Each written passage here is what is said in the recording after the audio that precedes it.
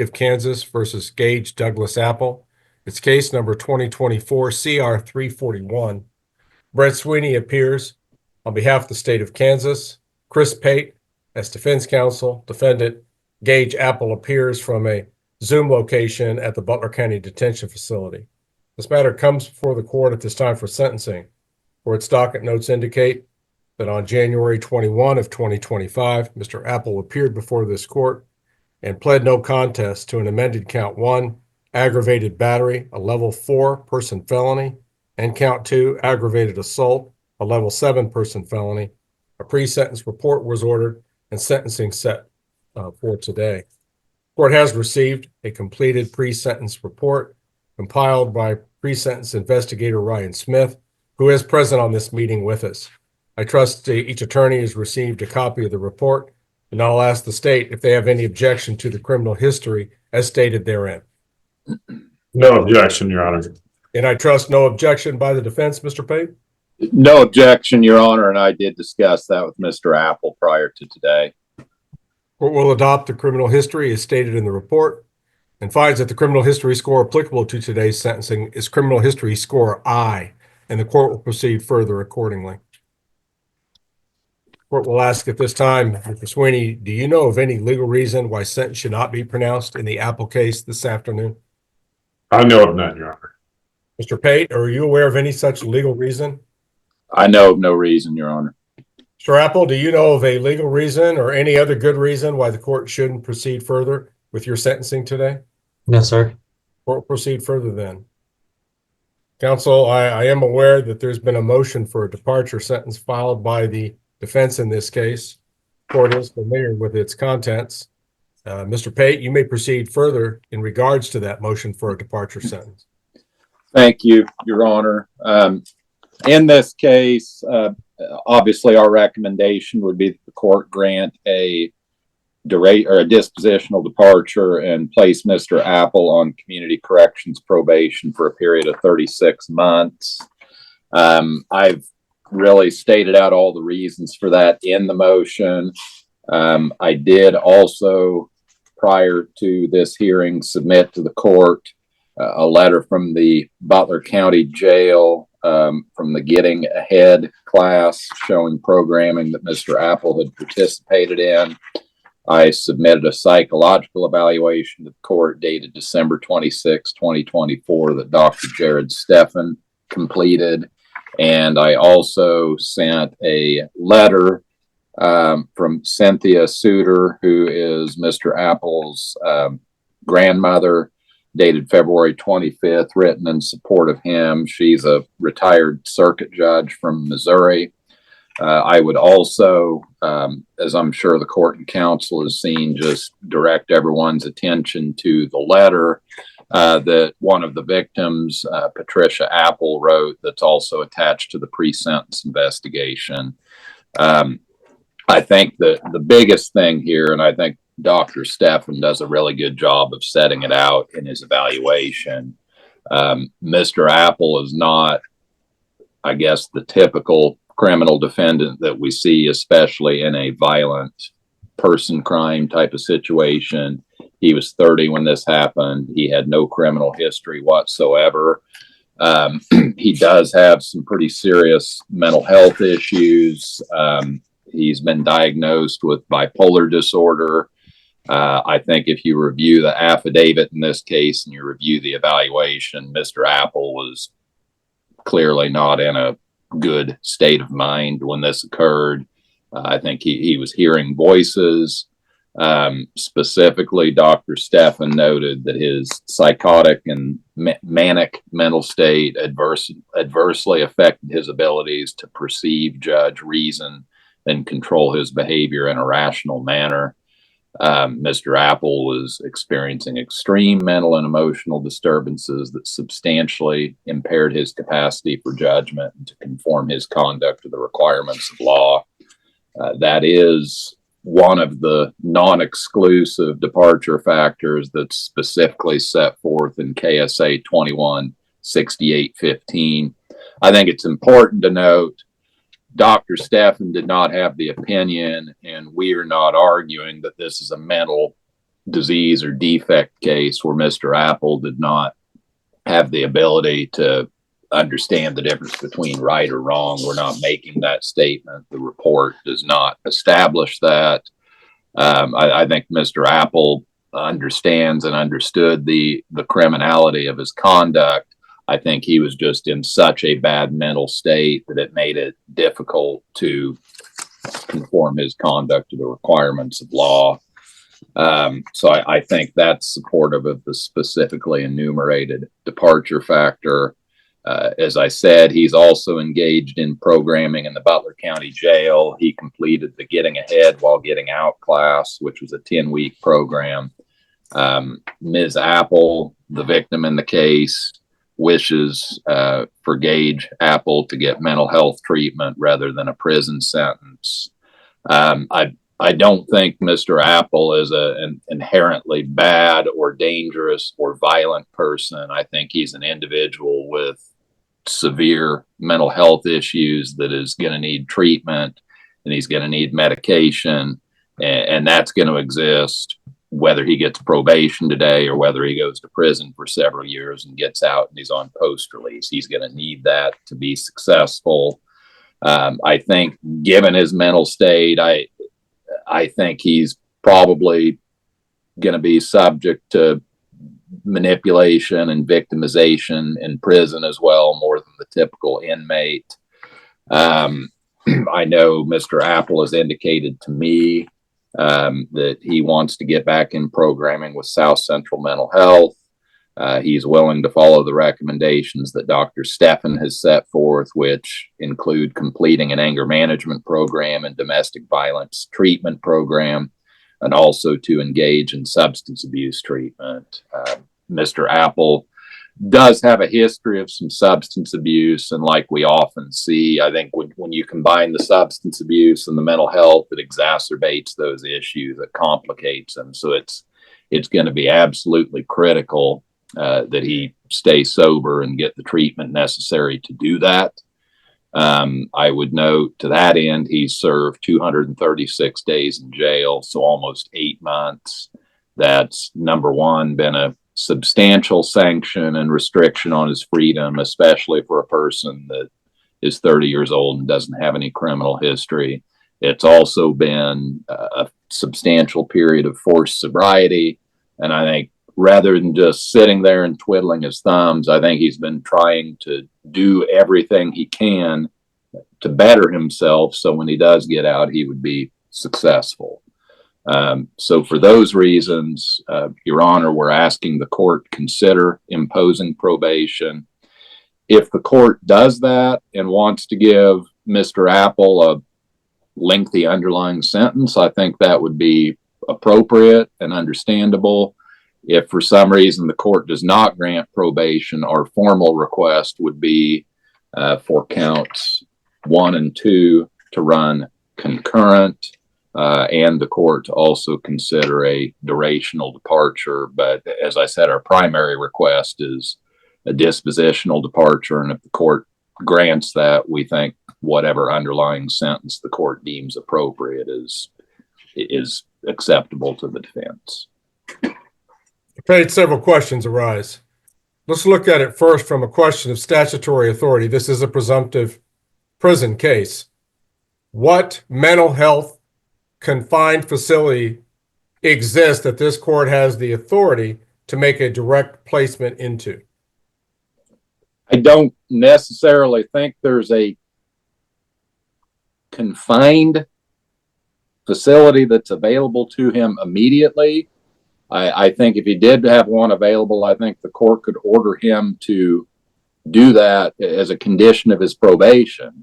I'm not aware that there's a bed waiting for him, and that wasn't necessarily our request that he be sent to a confined mental health facility. We were thinking more along the lines of medication management, getting back in with South Central Mental Health, going to therapy, taking substance abuse treatment, and things of those nature. But I do think if there was a confined mental health facility available and he was ordered to complete that as a condition of probation, I think he would be more than willing to do that. I think that would be much more beneficial to Mr. Apple than prison for a number of reasons that I've already stated. And how would this court be assured that there is such a facility that would accept Mr. Apple? I don't If I think can't there's make a any direct placement, then how am I assured that he will ever go to such facility? Well, I think he would have to make application to such a facility. I think in that case, the court could order up to a 60-day jail sanction prospectively from today to allow time for that to take place. And then once a bed is available, grant parole from those 60 days or allow him to go just simply at the expiration of 60 days. All right. I'm also concerned here, Mr. Pate. Obviously, the underlying facts of this case is that Mr. Apple stabbed his grandmother multiple times in the face and head area. In fact, embedded an ice pick into her skull at one point. An extremely violent offense in which the victim herself called evil. This court agrees. So how does your plan, which is essentially a release Mr. Apple into the community, how does that protect society, Mr. Pate? Your Honor, if he's maintaining sobriety, if he's engaging in treatment, if he's following recommended medication management, I think those safeguards would ensure community safety. I think from what I see, his actions here were a product of a severe mental disturbance. I think you look at an individual who's 30 years of age, he has no prior criminal history at all. Usually in the typical violent person felony case that I see, you usually see a long criminal history where a person has escalated from minor drug offenses, property offenses on up, and then they graduate up to really serious things like this. I would say in my experience, it's a very, very, very rare case where you see a person that's 30 years of age with a clean record that just starts off with an aggravated battery that was originally charged as an attempted murder, unless it's a crime of passion or something like that, which this isn't. I think it was a product of Mr. Apple hallucinating, hearing voices and things of that nature.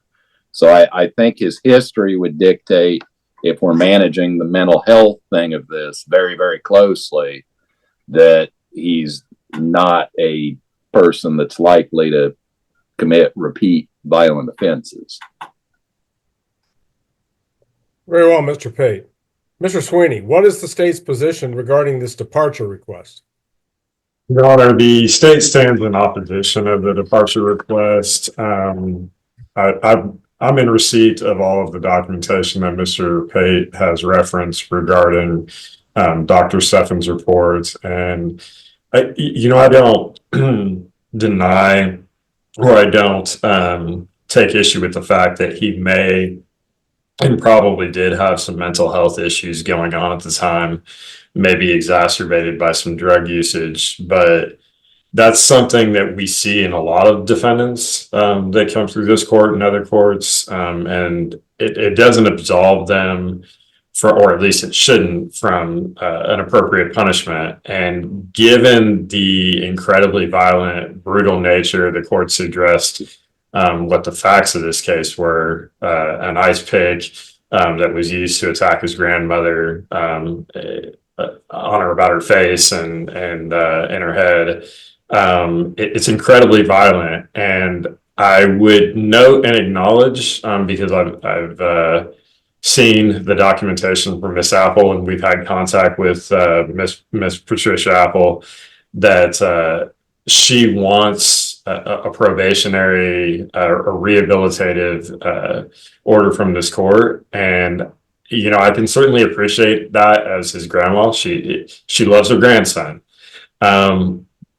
but I have to look at the public safety at large, and just given the incredibly violent nature of this offense, I don't think public safety is benefited if he's given a non-prison sentence. So the state would be asking for the prison sentence to be imposed, and would stand in opposition to dispositional and or durational departure.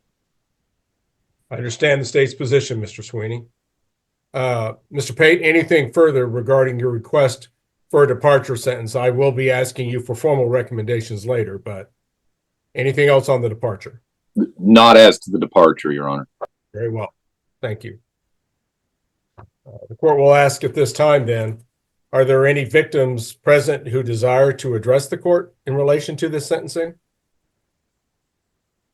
Patricia, do you wish to address the court? Yes, I do. All right. You may make your statement at this time. I want to start by thanking you, Judge Rickey, for giving me the opportunity to speak and for the professional manner in which you've handled the difficult aspect of this case. But also the respect you've shown Gage throughout. Those who have known Gage for over the years would never have believed him capable of doing what he did on July 24th, 1924. It was a shock to everyone. Gage has always showed me nothing but love and respect. If it wasn't for mental health reasons, I know in my heart we wouldn't be here today. The version of Gage present that day was not my grandson. The look in his eyes were the most completely lost, and it seemed as if he didn't even know who I was. For 30 years, Gage has been nothing but good to me, and breaks my heart that he couldn't get the sufficient help he needed through the attempts, even though he had made attempts with Butler County Mental Health. I'm sharing this in hopes that you will consider giving him concurrent sentence so that Gage will be one step closer to getting proper help he needs. I also ask that the contact with me won't be restricted anymore. For having the family support through the time is very important.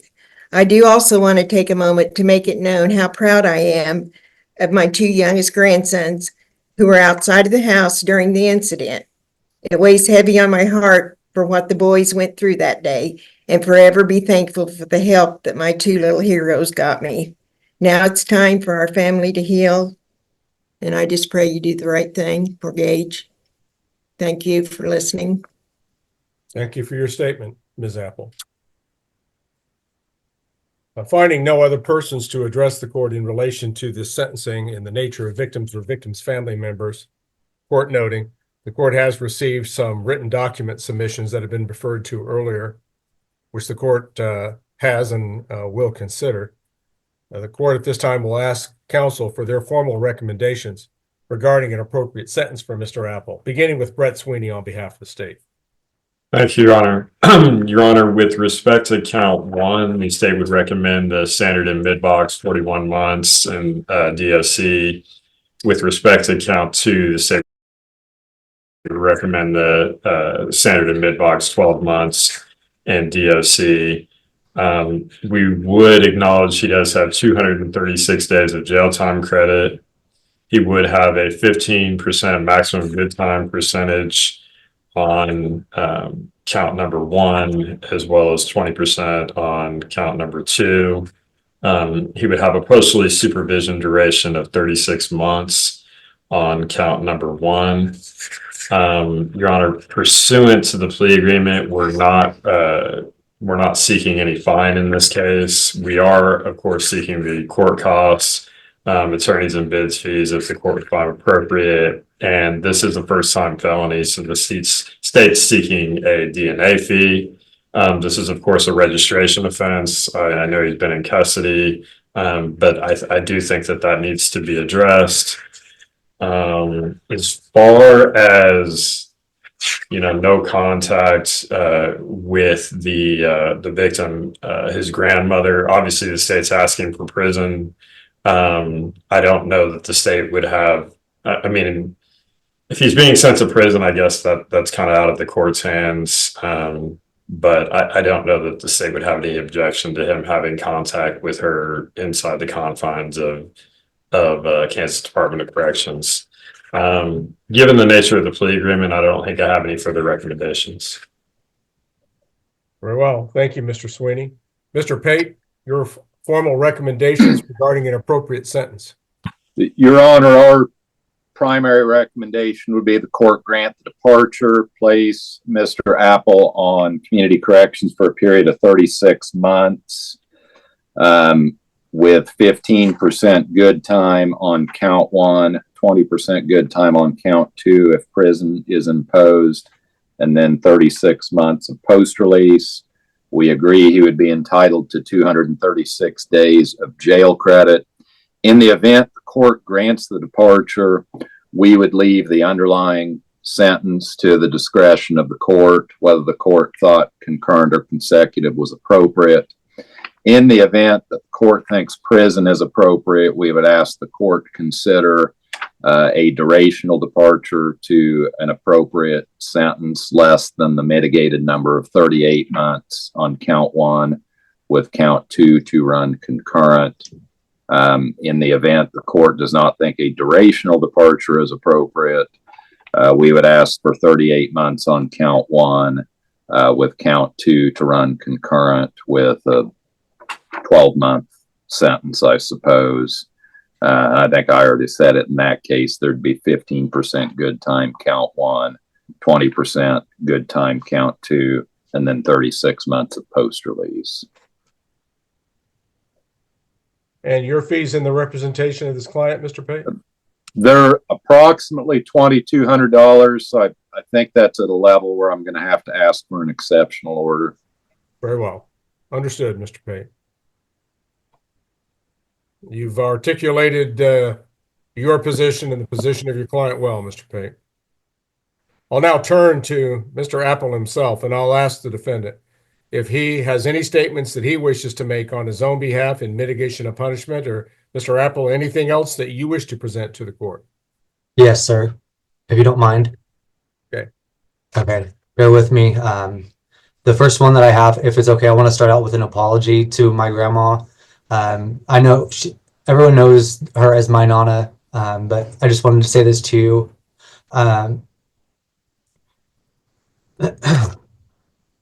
This is from my Nana, Patty Apple, and anyone else affected in this case. I am so sorry that there aren't words to describe how truly sorry I am. I pray for you all day and every day. This trauma has changed our lives forever, but I hope you can forgive me one day. I'll never be able to forgive myself. I'm haunted by this event every day forever. You are my best friend, someone who I can talk to and share memories with. You've raised me, and I would never imagine causing you or anyone any harm. That day I felt a huge part of myself died. The anger took over and I felt I was a little possessed. I'm not sure how, but I want a life, a chance at life. And I'll do whatever it takes to have another chance. God, I need you now more than ever. My deepest apologies. God bless you, and I hope you are well, Nana. And then I just wanted to read this for the courts. Thank you, Your Honor, for hearing me out and allowing me to say a few things on my own behalf.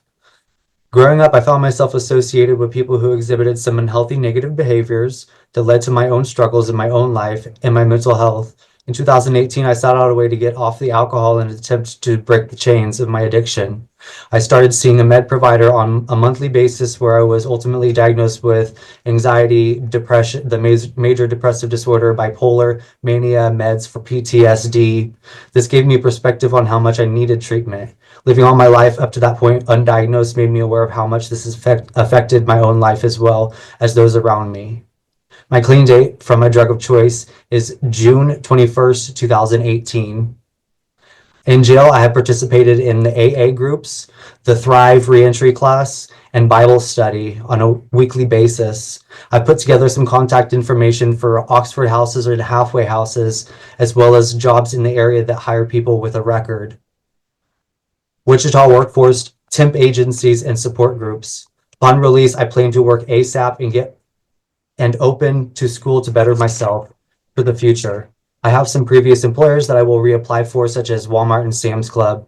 Within the first 3 months of being released, I will have ordered a driver's license and other documents to help me get a job. Once I know more about a sentencing and potential release date, I can reach out to all of these resources listed above, which would include like bed dates at the Oxford houses and what their immediate availability would be to have me move in as a tenant. Thank you for hearing me out once more.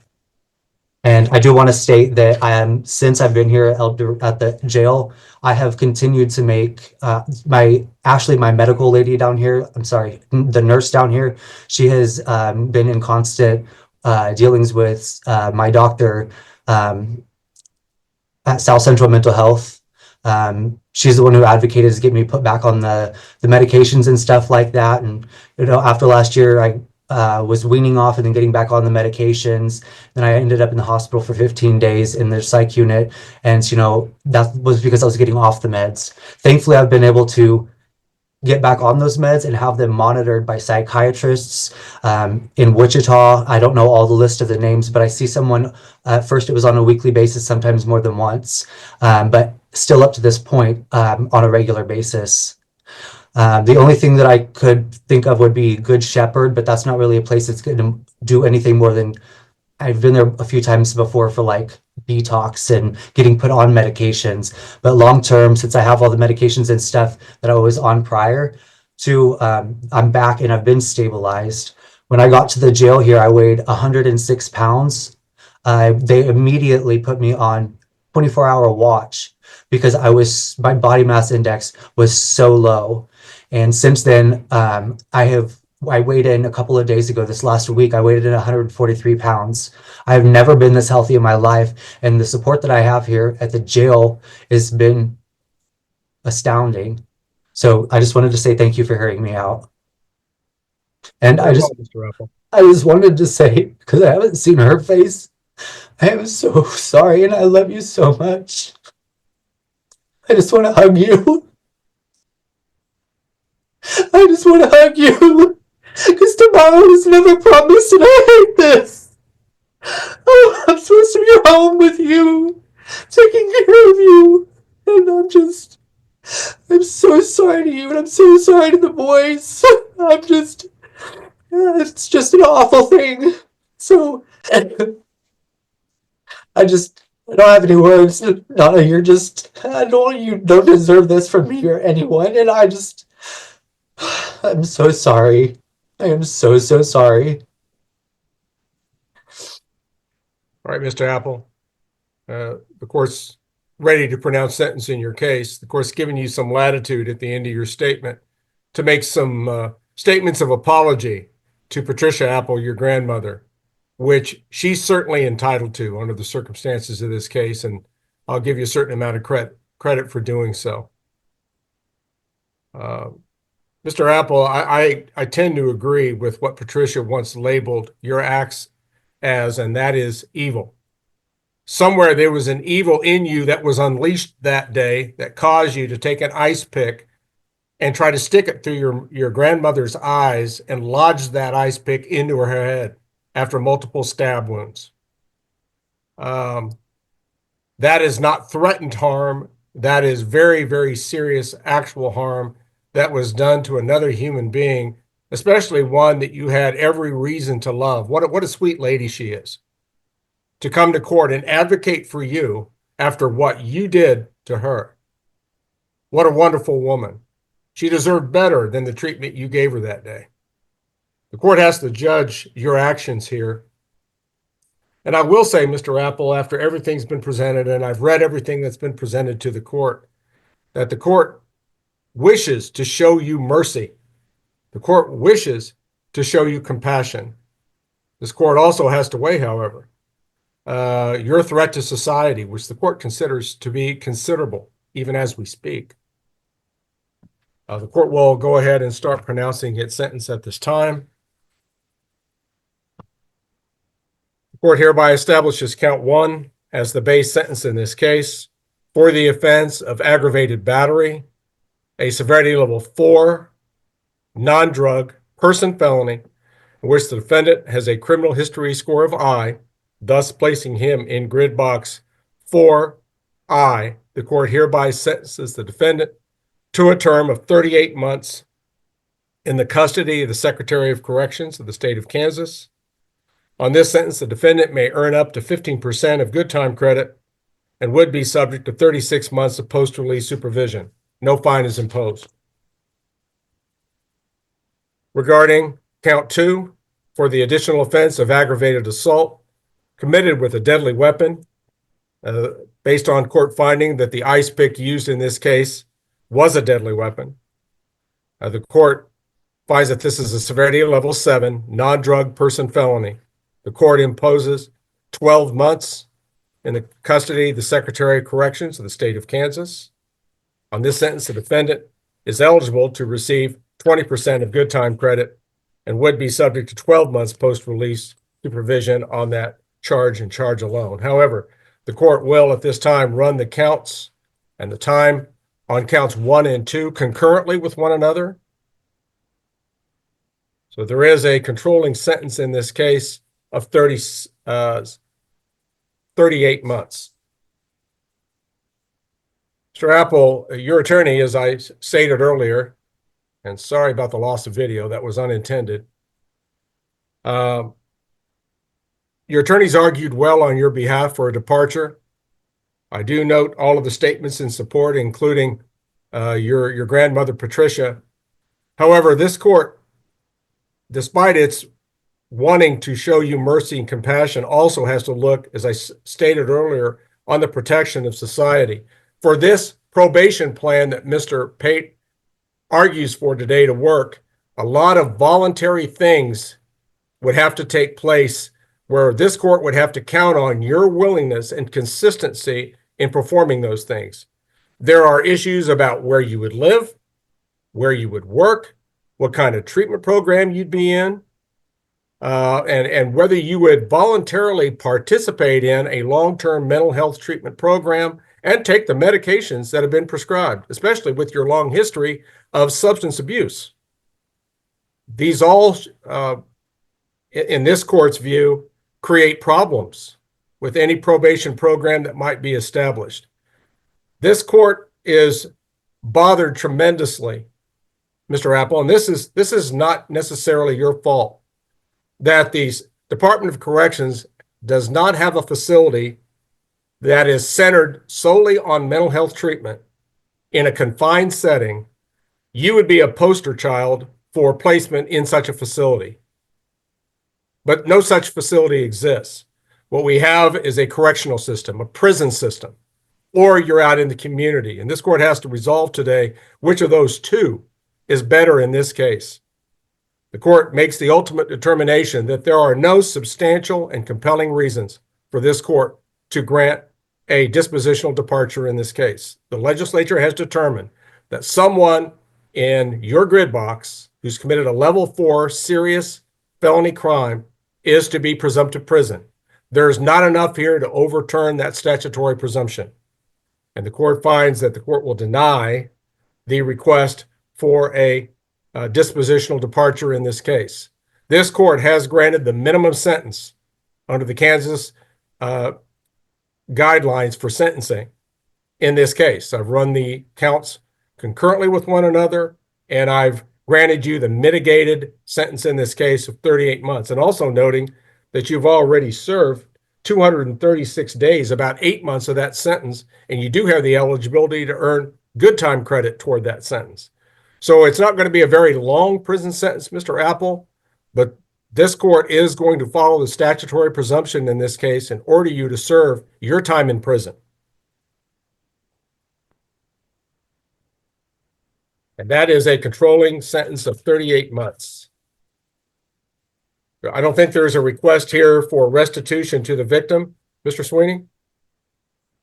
That's accurate, Your Honor. All right. Of course, already dealt with the issue of jail time credit. The court awards 236 days, I think, is the proper computation as of today. And the sentencing journal entry should reflect the 236 days jail time credit. I will remind Mr. Apple of his obligation to register as a violent offender for a period of 15 years under the Kansas Offender Registration Act, dealing with periods where you are not incarcerated.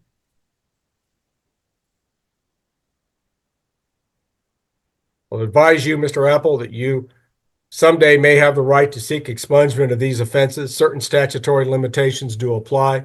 If you have any questions about your right to someday seek expungement, you can address those to a lawyer and I'm sure get your questions answered.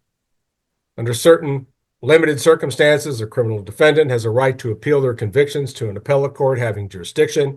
And if such defendant is unable to pay the cost of an appeal, a defendant may request the court to appoint a lawyer to represent them on appeal and that to direct that they be supplied with a transcript of trial court proceedings.